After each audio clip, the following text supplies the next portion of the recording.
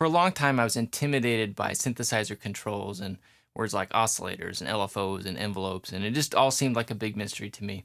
But over time, I got a handle on just a few basic concepts that are actually pretty easy to understand. And one of those things is the synthesizer filter. And I want to show you three simple tricks you can use with that.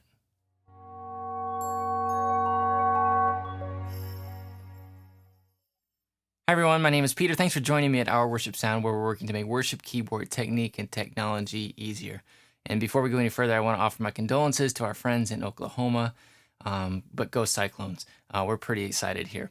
So anyway, I want to show you some things about synthesizer filters. It's a really basic concept to understand. And basically, if you think of a filter as kind of being like EQ in a way, all it's going to do is either cut out the high frequencies or let them pass. And I think I can give you a little visual here. If I open this EQ plugin in MainStage, and I'm just going to dial back the high cut, or we could also call it the low pass filter.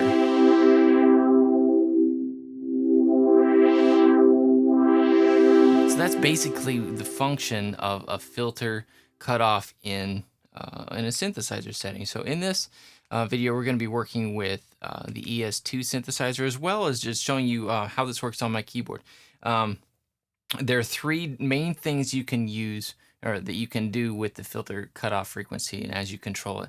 The first thing is to kind of adjust and edit sounds to your taste. A lot of times, for example, the synth pad sounds in your keyboard are too bright for our purposes. And so with the simple adjustment of the filter cutoff frequency, you can get a lot more usable pad sounds out of your keyboard. Let me show you an example on here. This is the ES2. So if I just lower this, ES2 actually has two filters up here. We're going to control it using this macro setting down here. I'm going to lower the filter cutoff frequency.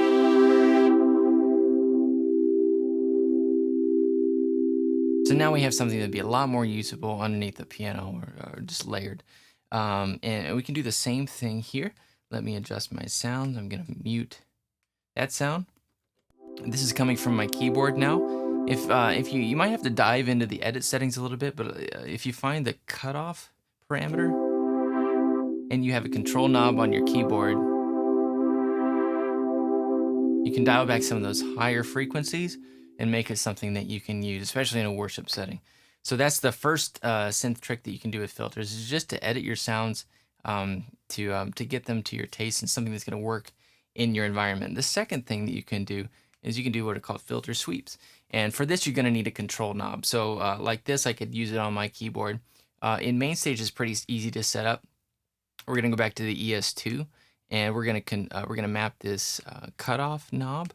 And I'm just going to assign one of the knobs on my Akai LPD8. Let's see, map, and we'll go to cutoff. Now I should be able to control the filter sweep with this knob. Okay. It also works really nicely if you put some delay and reverb on it.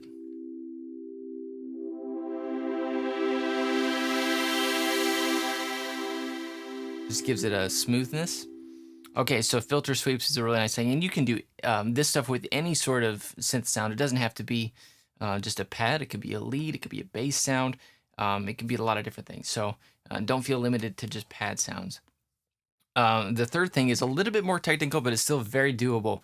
And this is where we're going to use something called the LFO, the low frequency low frequency oscillator. That's what it's called. And what we're going to do is we're going to set that LFO to, we're going to kind of route the cutoff frequency to the LFO, and we're going to use it to automate the filter over time. And so what we'll do is we're going to dive in here to the ES2, and this is the modulation router. It can get really, really complicated, but one simple thing that you can do is just select for the target. We're just going to select cutoff 1 plus 2. We're going to leave this off, and then let's set this to LFO2, which is down here.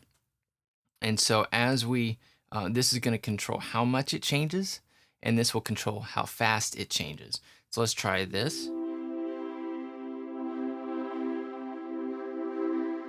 Get a little bit more volume here. Maybe open up the regular filter a little bit more.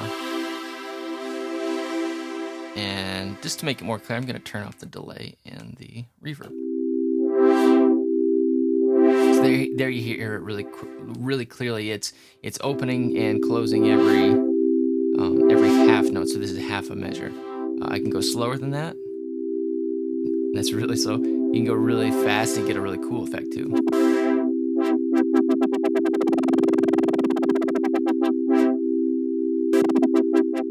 So let's set it to 8th note. You can control the shape of it over here.